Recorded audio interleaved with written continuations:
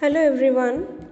आज आम फेरोमेन्स विषय डिस्कशन करवा जोटा कि आमर ओपीएससी पीजीटी एसएसबी पीजीटी और जूलॉजी ऑनर्स पिलामानंकर गोटे बहुत ही इम्पोर्टेंट चैप्टर। सो फेरोमेन्स रो डिस्कवरी जदि पूर्वर आम तार दुटा वर्ड को भांगा तो से दुटा वर्ड है ग्रीक लेटर रू आसी फेरेन मीन्स टू कैरी, हर्मान मीन्स टू एक्साइट। ताले फेरोमेन डेफिनेशन कौन? This is a chemical that is produced and released into the environment by one organism and affects the behaviour of another organism. Generally गोटे organism द्वारा release हबो किंतु affect करिवो अन्यर behaviour को, अन्य गोटे ऑर्गेनिज्म रो बिहेवियर को अफेक्ट करिवो। से सही सेम स्पीसीज रो ऑर्गेनिज्म हे थाई पारे किंबा अलग अलग ऑर्गेनिज्म को मध्य अफेक्ट करि पारिबो। एग्जांपल रे आमे देखिबा फिशेस हो किंबा यूरिन रे हो एनिमल्स माने निज टेरिटोरी मार्किंग करथांती, जेमति फॉक्सेस केस रे हैला, टाइगर केस रे हैला, हिपोपोटामस माने भी मध्य से माने निज फिकल मैटर हो किंबा यूरिन सहाय्य रे निज टेरिटोरी को मार्किंग करथांती। So pheromones are species specific आउ एक्सोक्राइन ग्लैंड्स रे द्वारा से माने सिक्रेट होता है। स्पेसीज स्पेसिफिक मीन्स सबू स्पीसीज मानकर फेरोमेन रो जो केमिकल कंपोजिशन रहिला सेटा डिफरेंट डिफरेंट थाए। आउ जनरली एटा एक्सोक्राइन ग्लैंड्स मानक द्वारा सिक्रेट होता है। कार्लसन आउ लुस्चर दी जन साइंटिस्ट याकू डिस्कवरी करथिले। जदि फेरोमेन रो जदि कहा जाए कि डे टू डे लाइफ रे बेस्ट एग्जांपल कौन देखि पारिबो? पिंपुड़ी रे ट्रेल होउथिबो समस्तक घर कांथरे, जिते जदि पिंपुड़ी रे ट्रेल रे हाथ मारी दिया जिवो से संग संग तंग लाइन तक भांगी देबे। पुणी किछ समय पर कौन करिवे ना सुंघी की से जगह को आसिकी पुणी तंग लाइन को से माने बनेबा स्टार्ट करथांती। तो से माने तंग जो रास्ता प्रति स्पेसीज केमिति जानती से फेरोमेन्स को सुंघी की से माने जानि थांती। तो डिस्कवरी उपरे बोनेट बोली जने साइंटिस्ट ए पिंपुडर ट्रेल को लेकिन काम करथिले एवं या उपरे से फेरोमेन्स डिटेल बाहर करथिले। एबे जिबा types of pheromones. Types of pheromones generally pheromones are 3 types. कौन कौन से रहला 3 टाइप रो फेरोमेन्स ना? Releaser hormone, primer hormone and imprinting hormone. तो रिलीजर हार्मोन कौन? रिलीजर हार्मोनटा सांगे सांगे इमिडिएट आउ रिभर्सिबल बिहेवियर रो रेस्पॉन्स देखेबो। आउ सेंट्रल नर्वस सिस्टम जनरली एथिरे बहुत काम करे आउ न्यूरो ह्यूमरल पाथवेज देकी सेटा काम करिवो।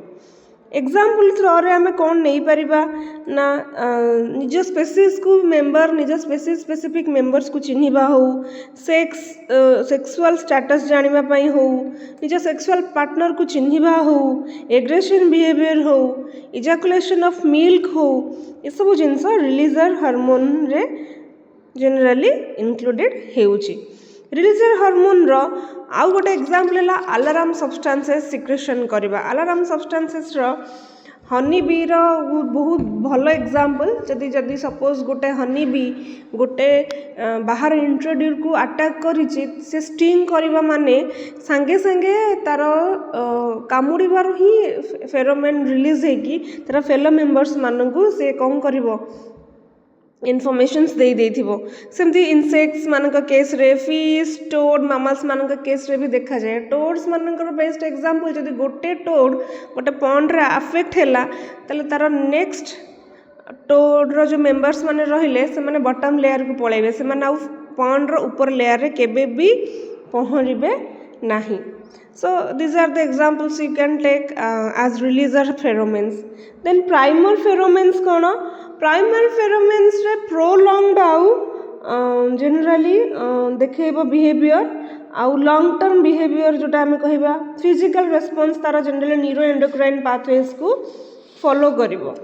Example रे हमें नहीं परिबा कार सपोज को एनिमल्स इस्ट्रस साइकिल को सपोज के जल्दी नहीं आसब तार फेलो मेंबर्स रा अफेक्ट रे।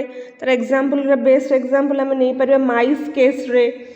Terminations of pregnancy, sexual maturation cycle ये सब जिनस जनरली प्राइमरी हार्मोन्स केस रे आसी पारिबो। माइस मान केस रे कौन हुए जदि बहुत सारा फीमेल माइस गोटे जदि केस भितर रहिले से उभय उभयंकर इस्ट्रस साइकिल को हैम्पर करथांती। जदि सही केस रे जदि गोटे अलग मेल माउस गोटे इंट्रोड्यूस हो गला ना से संगे संगे इस्ट्रस साइकिल को शॉर्ट करदेवे, छोटो करदेवे। So this are the examples of releaser hormone. Releaser hormone केस रे जदि गोटे फीमेल माउस तार छुआ जो लिटर रहला ताको अबॉर्ट करदब जदि से गोटे स्ट्रेंज मेल माउस रो यूरिन संस्पर्श रे आसीबो तो येटा प्राइमरी हार्मोन्स रो एग्जांपल रहिबो।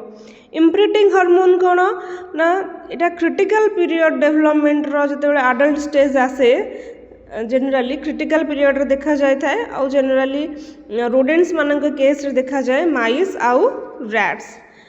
वोलाटाइल नॉन वोलाटाइल फेरोमोन्स भी मध्य दुई प्रकार फेरोमोन्स थाए जो मानक केस रे जदि शॉर्ट टाइम पाई जदि गोटे केमिकल सिग्नल किछि इनसेक्ट्स मानक केस रे हो किछि ममास मानक केस रे हो सेते बेले सेटा किछि समय पाई रहिला सेटा वोलाटाइल बोली कहि परिबा। नॉन वोलाटाइल माने जोटा प्रोलॉन्ग केमिकल सिग्नल्स जोटा कि बहुत समय पाई रहिबो से टेरिटोरी मार्किंग हो से केस रे सेटा नॉन वोलाटाइल फेरोमोन्स मध्य रहिबो। Thank you everyone. जदि क्लास भल लागी then please like and subscribe. Thank you.